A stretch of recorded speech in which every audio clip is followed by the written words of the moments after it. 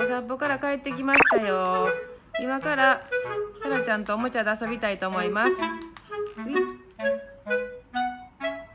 さらちゃんはこの木のおもちゃが好きで、いつもこれで遊んでるんですけど、こっちでばっかり噛むんですね。でこうだとちょっとボロボロになって歯に刺さっても危ないので、新しいおもちゃを買ってきました。さらちゃんが新しいおもちゃを気に入ってくれるかどうかを一度やってみたいと思います。はい、それではさらちゃんにどっちのおもちゃがいいかを一度やってみたいと思います。じゃあさらちゃんおいで。どっち？はい、どっちがいい？どっちがいいかな？あ、さらちゃん新しい方が気に入ってくれたみたいです。それではこのおもちゃとはさよならします。さよなら。さらちゃんこれ気に入った？よかったね。